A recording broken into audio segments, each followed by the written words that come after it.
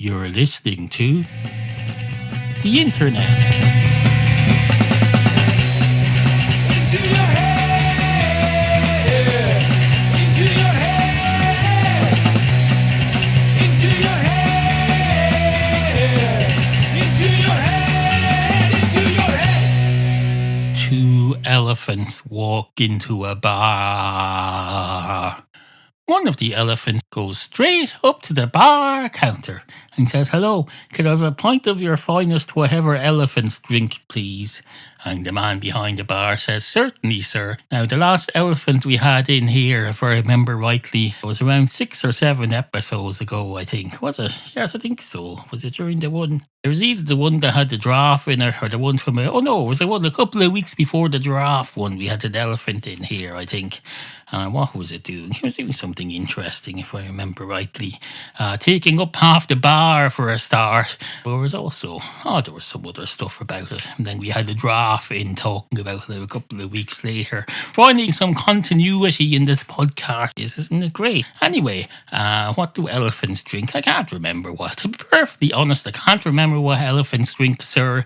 And if I did, I would still be bound by confidentiality. At least not by there's no laws regarding elephant confidentiality, but if I had elephants in here whose orders I remembered, I would bound myself to my own personal standards of confidentiality in the matter, and I would not tell you what they had. And the elephant says, "That's fine, that's fine. It's a good job you don't tell me anyway what the other elephant has, because elephants never forget. I'll be stuck with that data for the rest of my life. I'll be feeling under pressure not to tell anyone that I had it, but I wouldn't be able to forget it. I wouldn't be able to forget it because, as you know, elephants can't forget. You show us something and it's endelved on the surface of our eyeballs for the rest of our life. We just can't forget it.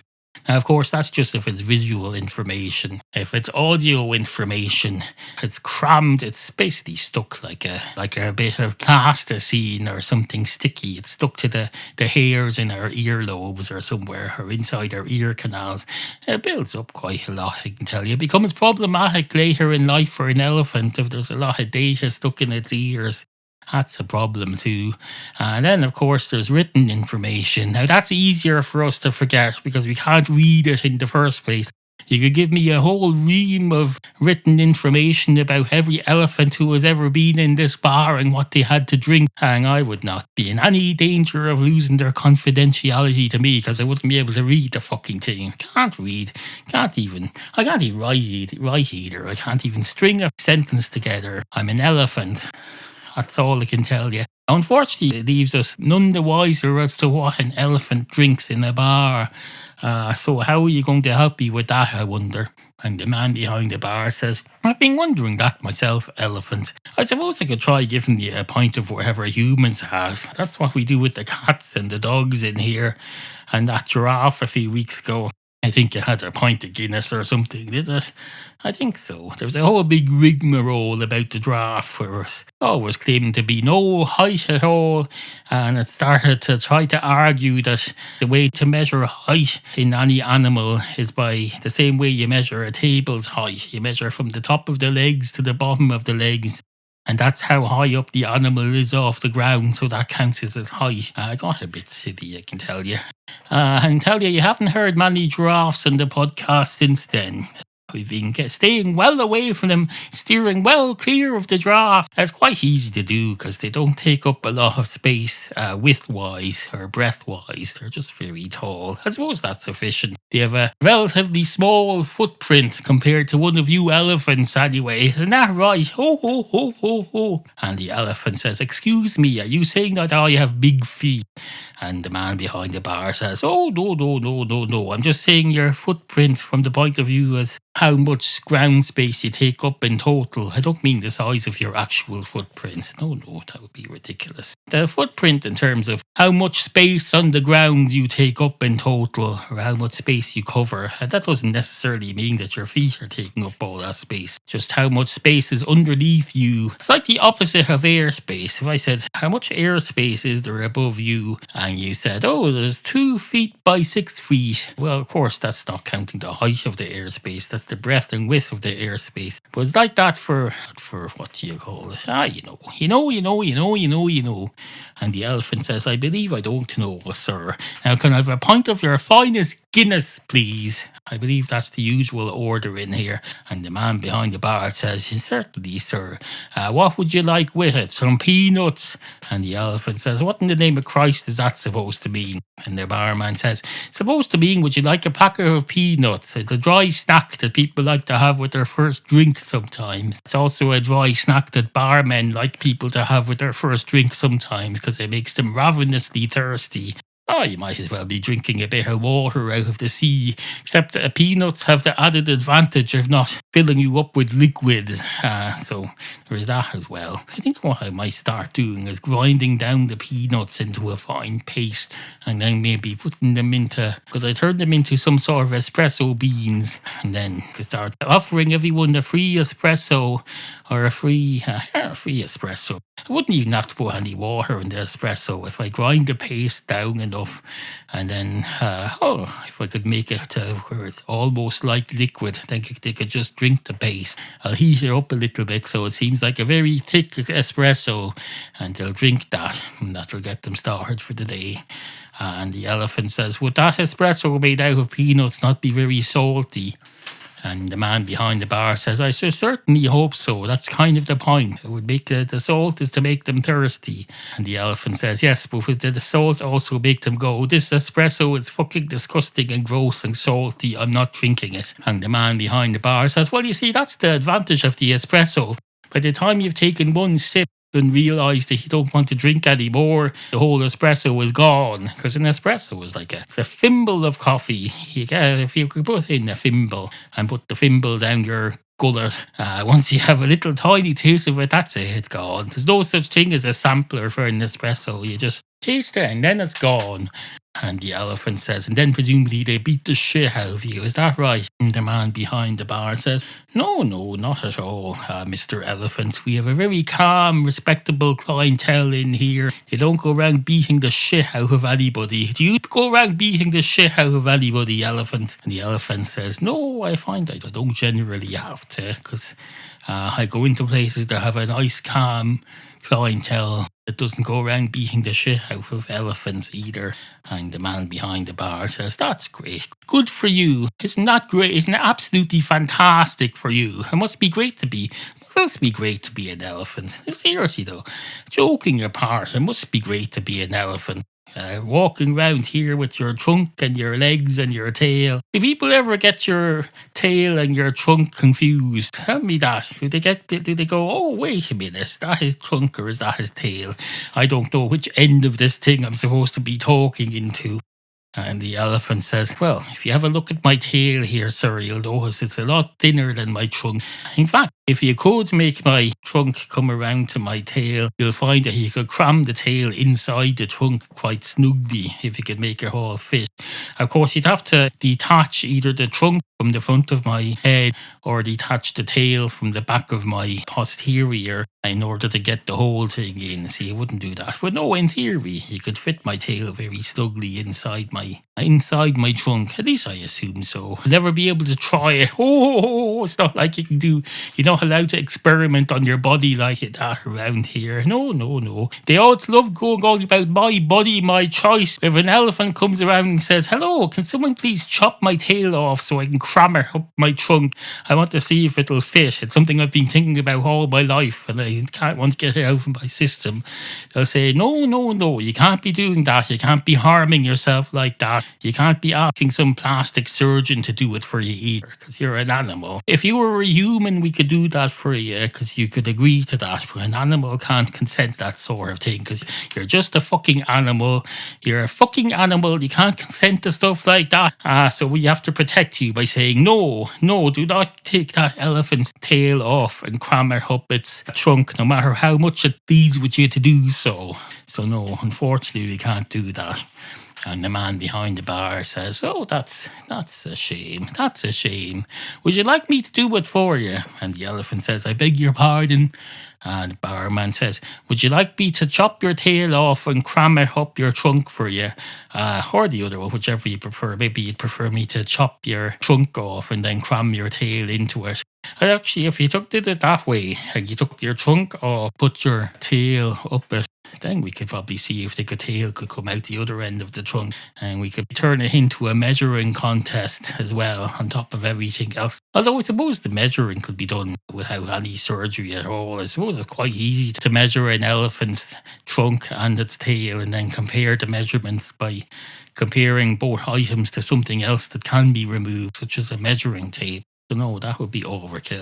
But no, if you like, I'd be quite happy to chop your tail off or chop your trunk off, cram the tail inside your trunk just to see what it's like, see if it's nice and snug. What's your trunk for anyway, if you don't mind me asking? And the elephant says, my trunk is for, I suppose that's a good question if you're an idiot and don't know what an elephant's trunk is for.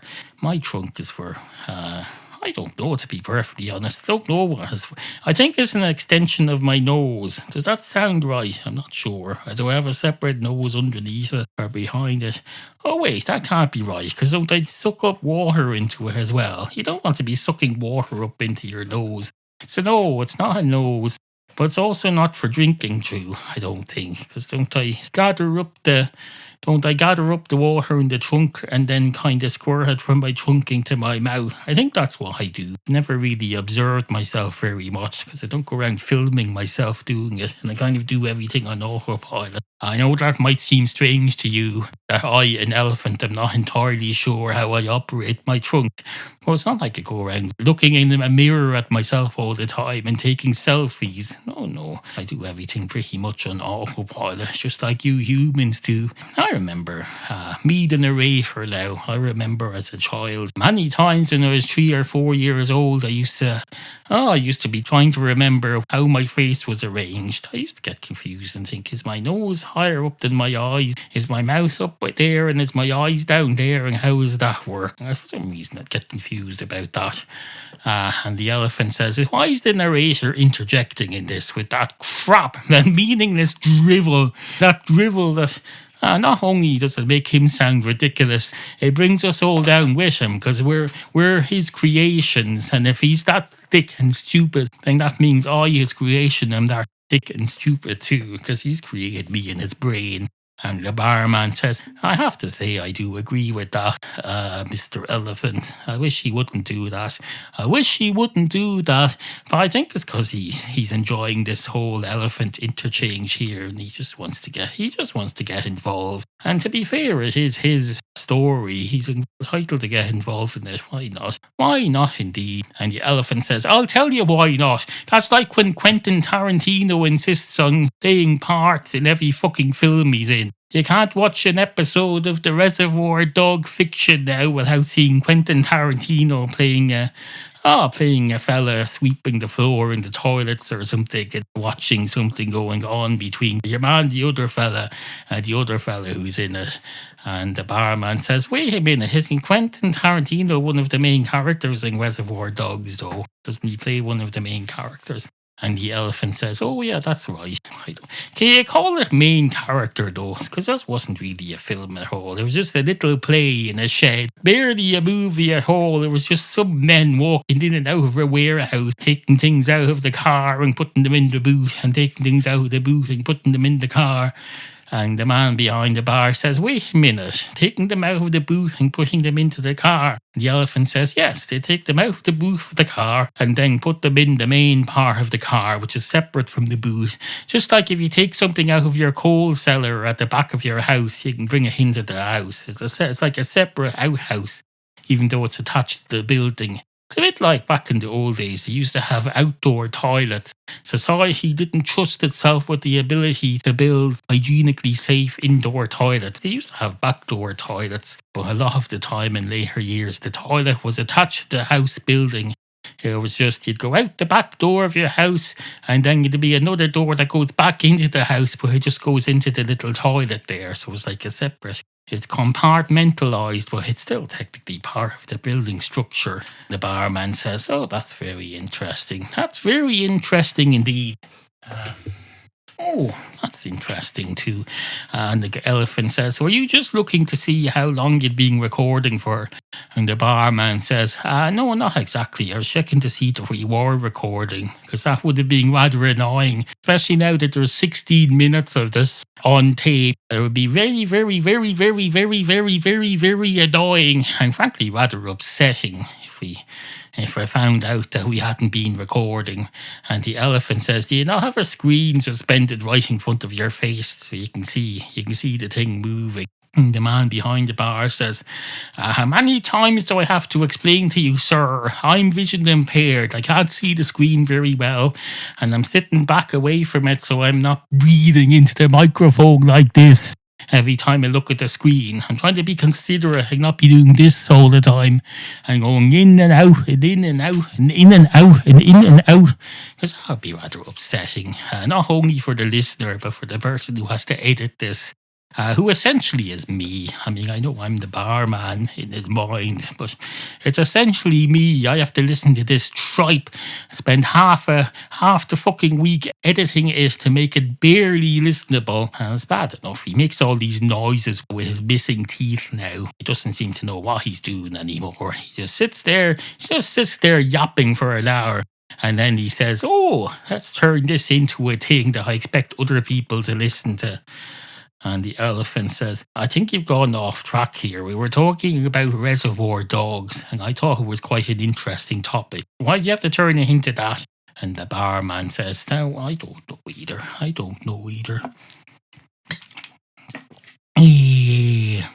And the elephant says, is my pint of Guinness almost ready?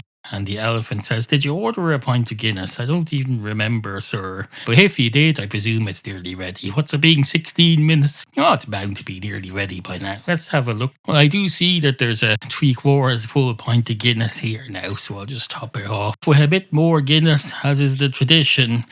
And then now it's ready, sir. It's ready now. Here you go. Nice, lovely pint of Guinness to cram up your trunk or wherever you put. Are you going to be all self-conscious now, thinking about how you drink this Guinness? You don't usually think about it while you're doing stuff, I presume.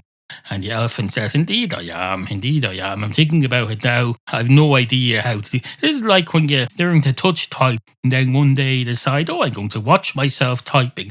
I'm going to watch my fingers dancing up and down the keys, because I like watching myself touch typing. It's very impressive. I go, oh, look what my fingers have learned to do. But then because I'm watching it, I'm self-conscious and now I'm forgetting how to type. So it's exactly the same as that, as me, as an elephant, when I try to think about how I drink a pint of Guinness. Do I lift it up with my tongue? Do I stick my tongue in it? Do I dip my tail in it and shove it into my trunk? I don't know. So I'm not going to be able to enjoy this Guinness until such time as I can stop myself from thinking too much about it. And normally the way I stop myself thinking too much about stuff is by drinking several pints of Guinness. So there's quite a quandary here now. So quite a quagmire. What's the word for? What's that word for? Oh, I don't know, that thing where you're thinking in circles. No, it's quite a problem, isn't it? And the barman says, indeed it is. Would you like me to give you a head start? Maybe I could pour some Guinness into your mouth or something. And the elephant says, now are you quite sure that's where it goes though? Because I'm not. And the barman says, well, I assume it is. I've seen other people in here. How about, here we go. How about you try having espresso first and see what happens with that. And the elephant says, hold on a minute. I came in here earlier. I think I've just remembered. Unless it was from an earlier discarded segment. I'm pretty sure I came in here and asked for a glass of your finest caffeine-free Coca-Cola, which would make it very clear that I won't want to be having caffeine. And now you're suggesting I have an espresso. And the man behind the bar says, it's okay, sir. It's a caffeine-free espresso. It doesn't even have any coffee in it. It's just made of peanuts. Basically peanuts. And you're an elephant. You eat peanuts, don't you? Or are you going to tell me that's something you don't do now? That you're going to tell me elephants don't eat peanuts? What do? They just suck them. They just suck on them like they're whatever the equivalent of chewing gum, except you prefer to suck things than chew them. So you suck on a peanut all day. I suppose it makes sense. I presume after half an hour or so it loses all its saltiness, and then you're just sucking on the bland blank peanut. It tastes so bland you forget it's even there. Probably helps to stop you from taking up smoking or something. That's now that I think of it, I've never seen an elephant smoking. Have you ever seen an elephant smoking elephant? Oh, don't answer that, you're going to say now. I've never seen an elephant smoking, but I don't go around looking at myself in mirrors, so it may well be that I'm a smoker, but I don't see myself, so I don't know, so I've no way of knowing. That's what you're going to say, isn't it? And the elephant says, no, that's not what I was going to say at all. I didn't. In fact, I didn't even have a plan as to what I was going to say. What else would I say, though? I don't know. How would I know what I'm going to say? I don't know what I'm going to say now because I'm thinking about it too much. Sitting here, an elephant, thinking, oh, what would I say if he asked me what I do with whatever that question was? But now I'm thinking too much about it. I'm thinking, how would I answer this question?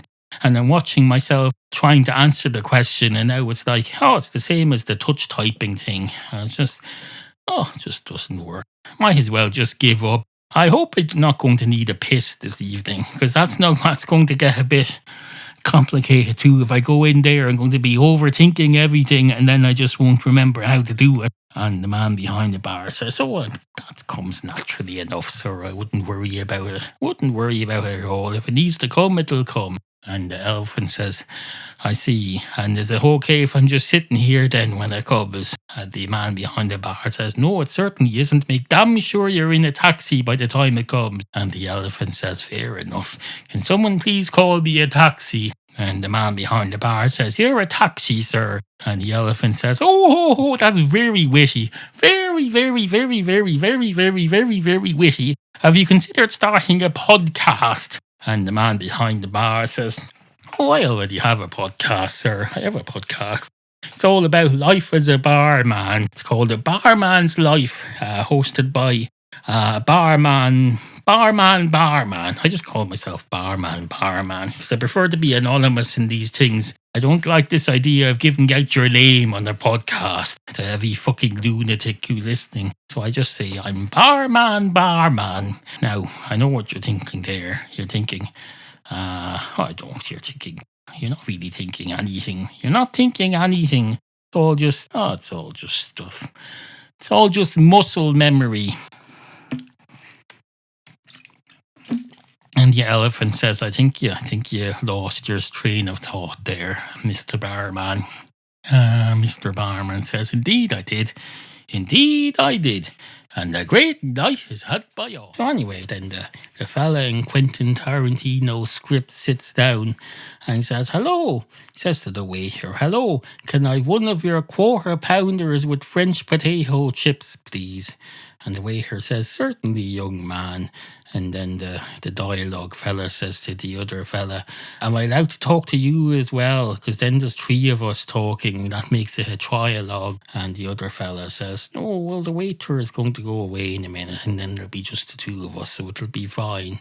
And then person number one says, oh, that's good. Well, thank you very much, waiter. Off you go. So, and the other fella says, wait, I haven't ordered yet. And person number one says, oh, I do beg your pardon. Please go ahead and order. And person number two says, I'll have a quarter pound of fries and a French style beef sandwich, wherever that may be. I presume it's presume it has onions on it or some other stereotypical nonsense that everyone's going to find hilarious. I don't know.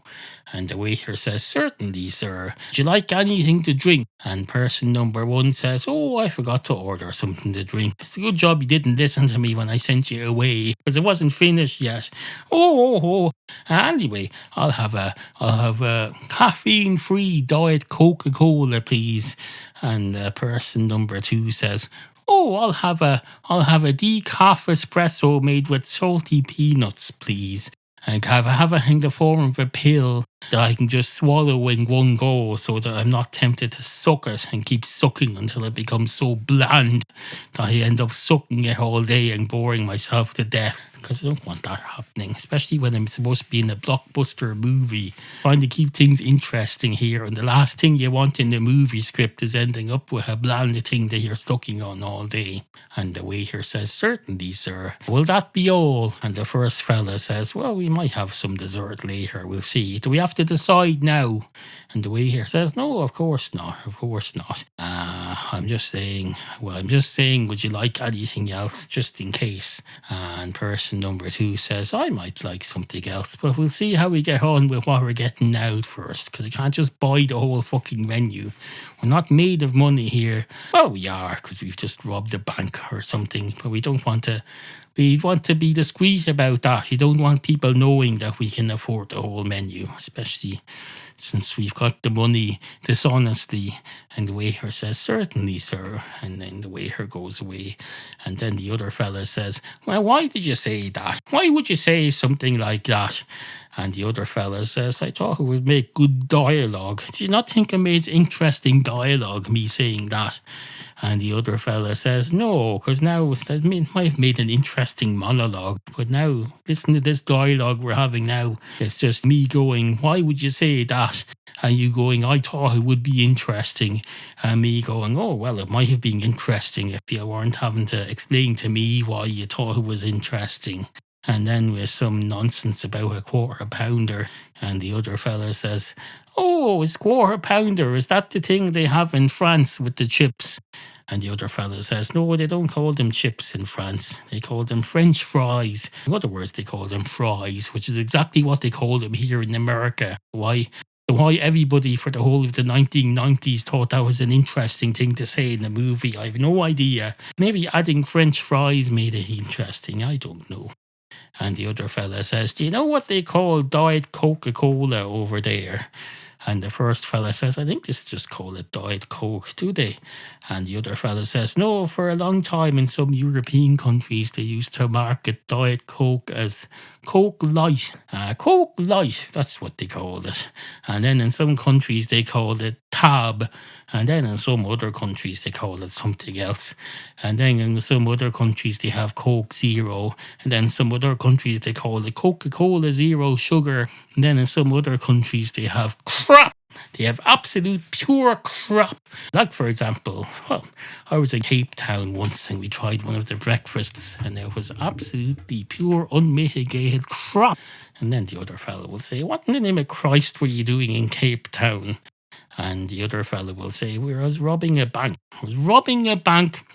Now, when I say robbing a bank, we were robbing the building brick by brick. We were taking it's a very old building.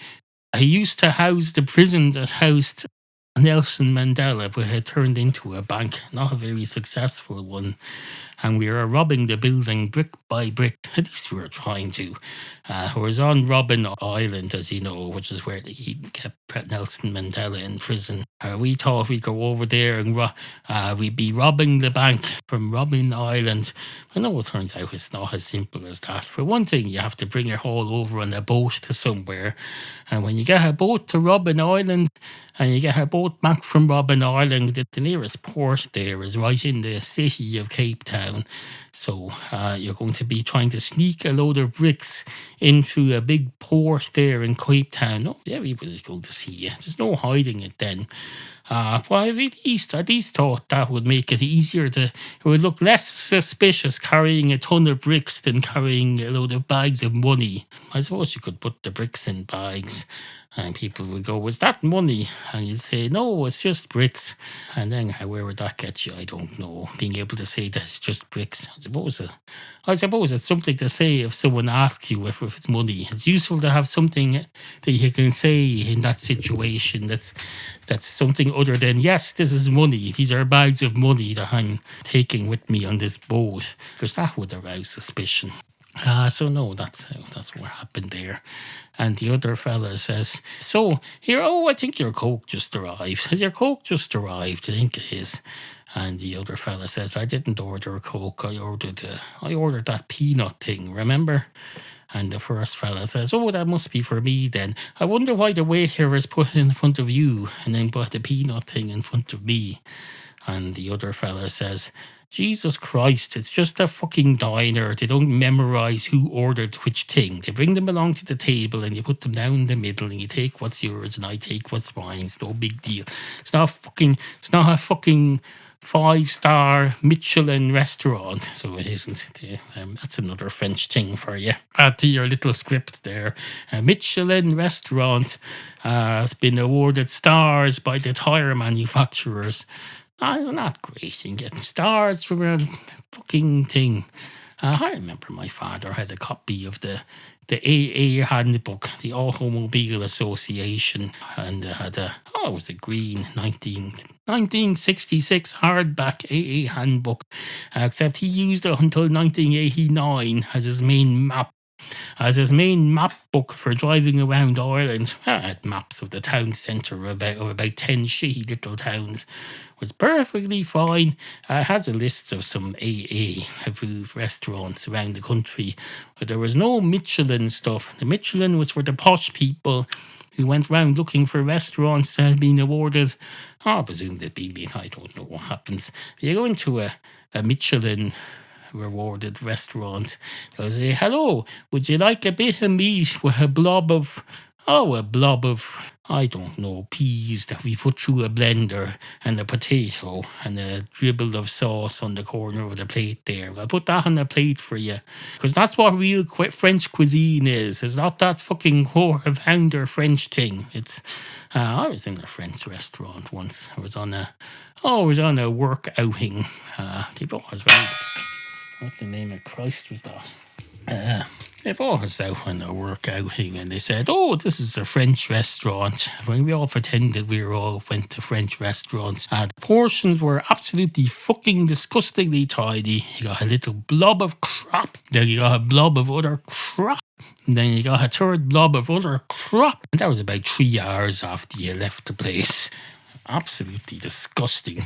Anyway, on with the show. Into your head. I'm Joanne O'Carroll, and when I'm not busy talking Irish at my big fancy job, I listen to Into Your Head. From downstairs. He's very loud. Have a comment, question, or topic request? Email Neal anytime. studio@intoyourhead.ie. Remember, we value the opinions of you, the humble and ignorant listener.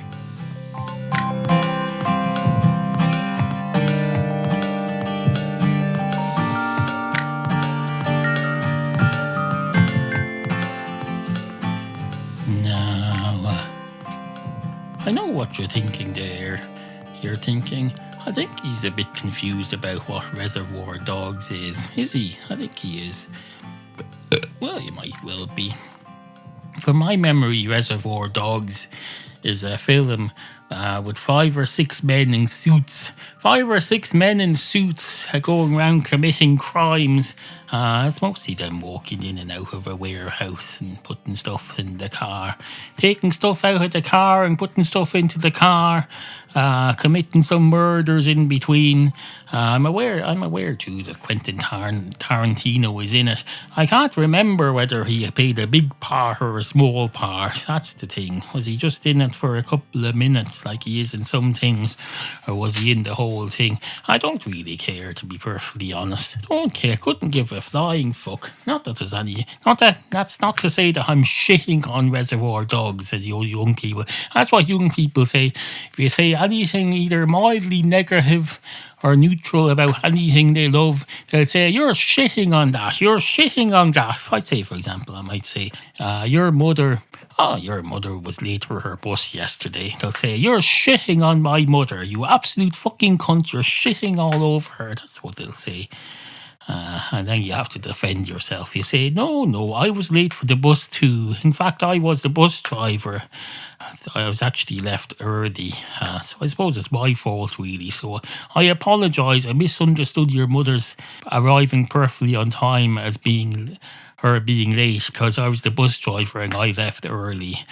And then they calm down a bit. And usually you can get things back on track then, because otherwise you have to... That's the problem with these young people. They're all on acid or caffeine or drugs, Or they go around getting these fizzy drinks loaded up with alcohol, and then they pour some cocaine into it, and then they sucker up through a recyclable straw made of tissue, and you have to sucker up very fast because those straws only last a nanosecond, so they have to sucker up very fast, and then so that's why they're all going around high and caffeinated and drunk and everything else. So you have to walk around them on tiptoes, these young people. If you criticise anything, they say, stop shitting on everything. You're shitting on everything. You're shitting on everything. You said the commercial break during the latest episode of Mrs. Brown's Boys was a bit longer than I'd like. They'll say, stop shitting on the commercial breaks. That's the only thing that's reducing the amount of hell that we have to go through watching that tripe. Those commercial breaks are a godsend. If you're halfway through watching an episode of Mrs. Brown's Boys and a long commercial break comes on, because luckily you're watching it. See, Mrs. Brown's Boys, it goes out on the BBC in Britain and it goes out on RTE here. When it goes out on RTE here, they're able to put ad breaks in the middle of it. So you get a break. You get to... That's commerciality is keeping half of this country sane from that fucking thing, that fucking programme, that god-awful fucking programme. And then, of course, they'll say, oh, you're shitting on commercial breaks again. Oh, no, wait, you're not. You're shitting on Mrs. Brown's Boys. Oh, that's okay then, because Mrs. Brown's Boys is a load of... Sorry, I thought you were shitting on the commercial break. You're not. You're not shit, and you never will. Never shit on commercial breaks. Those commercial breaks are the things that keep us... they're what keep this... basically, they're what keep this... I don't know. Keep the dream alive. That's a song, isn't it? The something will never be over because we're keeping the dream alive. It's a very vaguely remembered bit of a song from the 1980s, and to be perfectly honest, I can't remember what it was. Let me see. The something will never be over because we're keeping the dream alive. Something along those lines. I say it was the late 1980s. I think it was during the summer. Sounds a bit like a summer hit in my head, but that's all I remember about it. The other summer hit I remember was I run a comb through my hair as I'm moving inside. Da-dung, da-dung, da-dung, dung, dung, dung. Something, something, something, something, something. Turn the radio up to that sweet sound. Something, something, never let me go. Keep that feeling inside and you...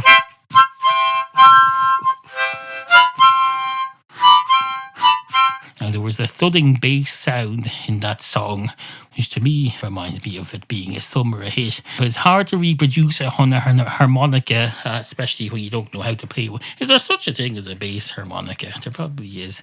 I should look into that, actually. There's a bass harmonica, I'm sure, somewhere. We'll look into it.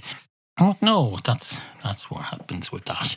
The kids go fucking mental if you shit on anything, which I suppose is reasonable. But if you went and shit on something in real life that they cared about, doing actual shit, they would say, oh, that's even worse. Because you can't please them. They go, that's even worse. You're shitting on something in real life. Someone has to clean that up, you know. Someone has to come along with their mop and their bucket and clean that up. Of course, if someone's shot in a McDonald's, they'll tell you, don't clean that up. You're taking away someone's job. People need those jobs now because those are the only jobs the young people can get, and we need them to pay for our houses that we can't afford. So don't be...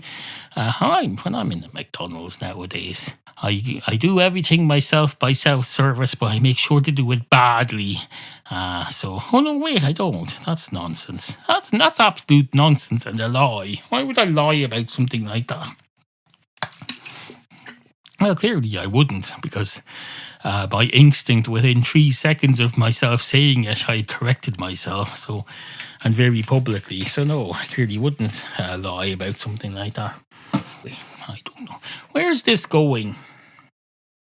Well, this harmonica is going on the bed there until it's needed again. And this bottle of Coke is going back there as well. And where's this? Oh, but we meant where is this conversation going? Well, it's not a conversation. It's not. It's a monologue. It's not. There's no conversation here at all. This isn't a conversation. Don't be getting ideas above your station. Although you can converse with this program by emailing it. I'll have someone announce the email address in due course.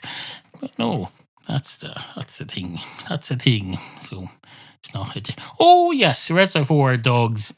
Well, basically it's 5 men and they're all walking around in circles. You can't tell from the film because it's a low budget production, but they are in fact walking around in circles on a conveyor belt because every few minutes you see one of them going out to the car and then another of them going from the car back into the warehouse. But never the twain shall meet because they're walking in a continuous circle. They're spaced about 10 feet apart and they're on a conveyor belt that runs from the warehouse out to the back of the car, then around the other side of the car, then out past the front of the car and then back into the warehouse the back way.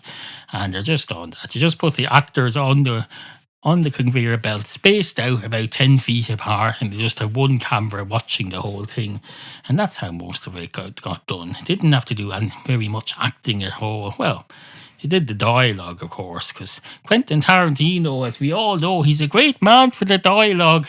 He comes in and says, "Hello, can we have some dialogue here?" He says things like, "Oh," he says, "the man walks into the warehouse and then there's another man there and man number 1 says hello and man number 2 says hello and then man number 1 says, I've already said hello, so I'll say something else now, something clever or interesting." Although not necessary. That's the thing. Quentin Tarantino realised it doesn't have to be clever. You can say some nonsense about what they call French fries in France or something. You can say something about the Big Mac is called a quarter pounder in France. You can say it while driving a car, which may seem sophisticated, but it's not really because you're driving the car on autopilot. Yeah, even if it's a manual. I don't drive a car, but I can understand that if you're driving. People who drive cars often feel like they're doing it on autopilot. Even when it's a manual, they're changing the gears on autopilot, going look up and down and over and down and up and down, because that's how you change gears on a car. You have this lever and it goes up and down and up and down. You want to go from 3 to 1, for example. From what I understand it, you go up a bit, then left a bit, then left a bit more, then up a bit. And then if you want to go from 1 to 2, you go down a bit, then right a bit, then right a bit more, and then up a bit. Something along those lines. But you have to hold the pedal down with your foot while you're changing that. If you're not holding a pedal down while you're moving the gear stick says, "Wait a minute, this fucker isn't holding down a pedal. I'm not going to acknowledge this. I'm going to just seize up or something." Is that what happens? I don't know. You have to be pressing something. I don't know. Probably does something to the gas or something. Does something to the gas. It lets the gas out somewhere so the little leathery thing that's under the gear stick doesn't fill up with air or something, and I don't know. But then you have an air thing. You have an air bubble thing that's built into your dashboard. That's supposed to be full of air if you ever have the misfortune for it to need a bit inflate. But the thing that's under the gear stick, at the base of the gear stick, that looks like a leather baggy thing, that's not normally full of air, even though it kind of looks like that thing that's at the base of the gear shaft in a manual car. It looks like a baggy thing. It looks like a cow, but it's had all its flesh removed, so there's just bits of bone underneath. It should inflate that with a bit of air or foam or something, just to make it look more aesthetically pleasing. It's no wonder children go around looking at that and they'll think, "Oh, let's all just never eat again. This is what we have to look like to look attractive. We have to have a fucking leather thing at the bottom of a gear shaft that's completely empty, just has bits of metal underneath somewhere if you look for them, or apart from that, just empty and baggy." That's fucking ridiculous. People need to think about, when you design stuff, what effect that has on their children. That's why you just I don't know if an automatic is any better than that. I've never owned an automatic car or any car. Although I suppose you could say I own the family car that my wife drives. I suppose. But no, I've never had a car that's automatic. They all have to be driven to some more extent than you know what I mean. So I suppose that's that. Is that that? Probably is. That's probably that. Will we end the segment? I think we'll end the segment and then see what happens. Two cats walk into a French restaurant. One of the cats goes straight up to straight up to wherever you go in a French restaurant. Where do you go in a French restaurant? You probably go up to the Maître D's desk. Is this the desk of the Maître D? And they'll say, yes, sir, I'm the Maître D. Although I don't really have a desk. This is just where I stand. There's a little kind of shelf here, kind of cubby hole where I keep my little book and anything else I need, but it's not really a desk. You don't want a desk. A desk is a bit much in the middle of a restaurant entrance or whatever you call it. A desk is just... Our restaurants are more like those shops where you go into to buy your phone, but there's 4 phones on display along the wall on each side of the shop, and there's nothing else. It's like one of those modern boutiques where they have 3 sets of clothes and nothing else, because they think empty space is how you sell things. You sell things by having empty space with nothing in them, so people just come in and stare at the 4 items that you do have. We have no Maître D's desk, just a Maître D, and in fact there's no Maître D there in person because I don't want to be a distraction, so I'm just coming to you by voice over the intercom. If you wouldn't mind picking up that pair of headphones there that's hanging on the wall, you can continue this, because I don't want to continue over the speakers. It disturbs everyone else. Pick a headset off the wall, and then you gingerly put it on your head and you say hello, and you hear the Maître D's voice saying, oh, that's better now. I'm disembodied now, so I'm less clutter. The last thing I want in our boutique restaurant is clutter. So I can leave my body behind now in the little cubby hole in the corner where there's no desk. I can just bring the headset with you. Now, if you wouldn't mind heading over to that little table over there, that's your table there. You can sit down there now, and I'll send a waiter along any minute now, but you can keep the headset on to keep you company. It won't annoy anybody because it's on the headset now. Just turn it down a little bit because it's causing a bit of feedback on other people's headphones because you have it up so loud. There you go, that's better now. I'll send the waiter along any minute. So, is there anything else I can do for you today, sir? And you'll say, what in the name of Christ is going on here? Not least because you're not in the story. This was supposed to be a story about 2 cats, if I remember rightly. So one of the cats goes, what in the name of Christ is going on here? And the Maître D says, oh, sir, you forgot you probably can't hear me because your cute little ears are on the top of your head and those headphones are designed to sit on the side of your head. So you've probably no idea what's going on here. I'm so sorry. I'm an idiot. I didn't even notice that you were a cat. For fuck's sake. I'm so obsessed with being disembodied and not taking up any space and being uncluttered that I don't even notice what your personage form is. And your personage form is, in this case, a cat whose ears are on top of its head and not the side. If you hang on a minute, sir, I'll get the other earphones. They come in the form of a cute little beret that sits on top of your head, and they're not really earphones. It's more of a speaker that's built into the beret, but it's quiet enough for our needs. And the cat goes, what in the name of Christ is going on here? And the Maître D says, oh, you didn't hear any of that, did you? Oh, I'm so sorry, sir. I'm so sorry. You can't even hear me apologising. So there's no point even me continuing with this until I put the beret speaker thing on your head. I'm probably going to get fired for this, am I? I'm probably going to get fired. I'm certainly not getting a tip, I can tell you that. Although you tip the Maître D. What the hell is a Maître D anywhere? I don't know. I don't even know what a Maître D is. I was just talking about a French restaurant and the term popped into my head, Maître D. That's certainly not the waitress, is it? Is that the person? Is the Maître D the person who greets you at the door and sits you down? I don't know. Or is it like the person in the hotel who tells you where to go to get the bus tour to the zoo or something? I don't know. No idea what a Maître D is. And you still can't hear me. I know. You still can't hear me. You've no idea what's going on. But you're a cat anyway. You're not part of our human world. You normally don't have any idea what's going on in our world anyway. In a normal situation here, the nearest a cat would get to this restaurant would be to go around to the back door and beg at the back of the restaurant for a bit of out of date fish that was being thrown out into the bin, and we'd say, no, you may not have this bit of fish. We're not allowed. It's health and safety. We're not allowed to give to beggars and cats. We have to throw this in the bin. Because it's an out of date fish. That fish is well past its prime. Like that, what's that movie?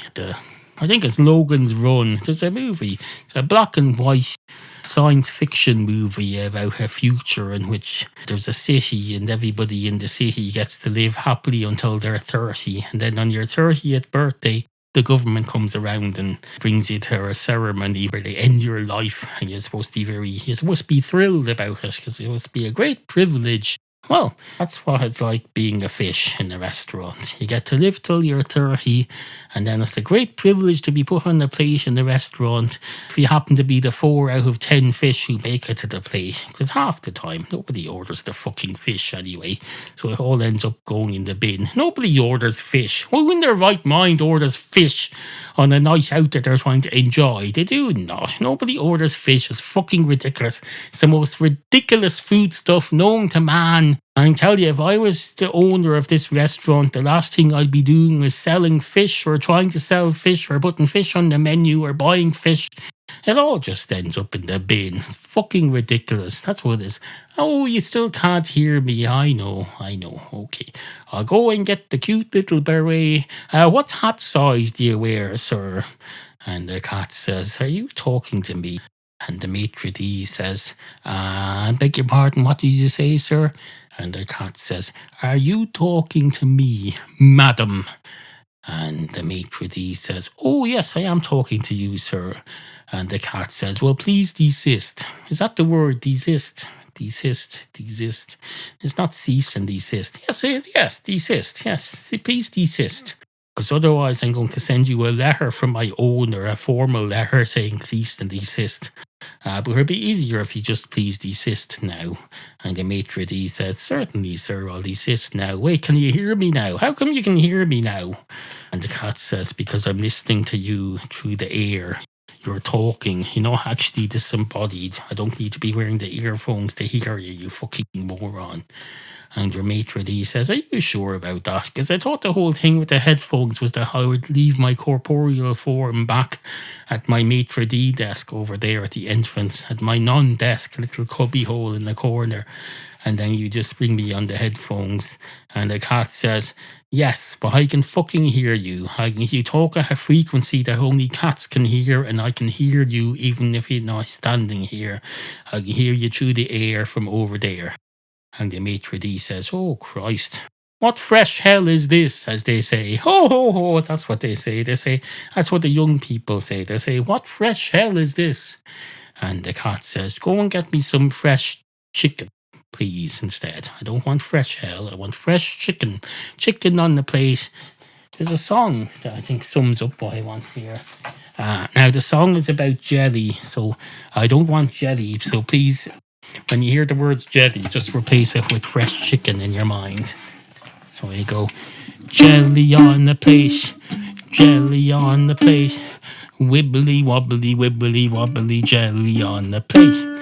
Now, don't make the chicken wibbly wobbly either, because that'll probably mean it's undercooked. So no, where you hear wibbly wobbly jelly on the plate, just replace that with chicken in your mind.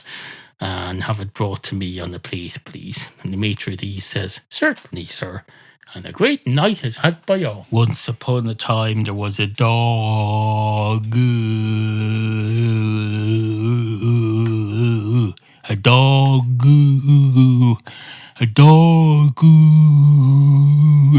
Now, while I never tire of doing that. I do tire of feeling the need to explain why I do that every time I do it, in case there are new listeners wondering what in the name of Christ I'm doing. I discovered many years ago when I got my first reasonably good quality podcasting microphone and big ear headset. I discovered when I was listening to the raw audio as it came into my ears while I was recording that I happened to like the way it sounded when I went dog. The way that sounds in my headphone. It may well not sound as impressive to you in the MP3 file after it's being processed, but it has to be processed so that it can be crammed down an internet tube and into your device. It may or may not sound as impressive. It may sound exactly the same as it sounds to me, but it may just not impress you. Maybe we have different taste. Maybe you, the listener, and I, the performer, have different taste. Anything's possible, I suppose. But no, that's why I do the once upon a time there was a dog thing. And of course, the once upon a time part is self-explanatory. That's just starting a story. Why I regularly do once upon a time there was a dog. It's the same reason I regularly do two cats walk into a bar, or you join me at a tremendously exciting moment. Just a way of getting going without knowing where it's going to go. So don't worry about that. Anyway, that's explained now for another week. So we can set that off the list now. Explain the dog thing. It's on the checklist every week for this program. We take off. Let's see the checklist here. You check off. Explain the dog thing. Remember to record yourself saying, anyway, good morning. So you can slip that in at the end wherever you're going to be finished, because I never know I'm going to be finished until I'm finished. And by then it's always too late to go, anyway, good morning. Sometimes I don't even use it. Sometimes I don't even bother to use the anyway, good morning thing. But when I do want to use it, it's not there. And it feels dishonest taking it from a previous week's recording session. As I could if I wanted to. I could go into the previous week's recording session and find in there where I went, anyway, good morning, and take that and clip it onto the end of today's show. But I don't do that because that's inauthentic. I do not want to be inauthentic on this program. There'll be no inauthenticity around here, where everything's going to be the real raw thing, blood and guts and all, gore and blood and guts and all, the whole raw thing. If you can't be straight with your audience like that, then just why bother? Why bother? I mean, that's fucking ridiculous. These are just ordinary human beings listening to this, and they want to be treated as ordinary human beings the same way you would anyone in the You went out into a street and you met one of your neighbours and you talked to them for 50 minutes, just like I'm talking to you here today. And then at the end, they took out their phone and they got out an MP3 on their phone that they recorded the previous week and played it. And it was just a recording of them going, anyway, see you next time. Anyway, see you next time. Anyway, see you next time. Anyway, see you again. Anyway, good morning. And then you pressed stop, and then you just turned away and walked away. That wouldn't be considered a normal way to interact with someone, even if you'd been talking normally for 50 minutes to them, like I'm doing here. If you ended with a recording that you just stuck in from last week of the ending the conversation. No, you don't do that to people. No, so you wouldn't do that to someone you met in the street who you knew or respected or felt you had to pretend you respected. So I'm not going to do that to you, the listener. If I'm going to end the show with me going, anyway, good morning, it's at least going to be an anyway, good morning that I have recorded at some point within the 2-hour recording session for this episode. It's not going to be from some previous episode. It's not going to be some canned good morning thing that I did. The most it's ever going to be canned for is about an hour. So when I'm about 2 segments in, I sometimes stop and go, anyway, good morning, and then save that, put that away for the end, because at least I know that's from this session. It's genuine. It's intended for this episode. It's not recorded on some other day where I happen to feel like saying good morning, And I said that just in case I don't feel like saying good morning today. No, because that's inauthentic. It's authentic if I mean to say good morning at the end of today's episode, so I say it now and record it. That's because it's meant. It's honest and it's meant that way. So no, we won't be doing that. There'll be no of that crap on this podcast. Other podcasts, they come along and they have a canned beginning and a canned ending. They'll spend an hour recording talking to some fella about something. I don't know what they'll be talking about. So some fella about drugs or space or stand-up comedy or the American presidential election or some other crap.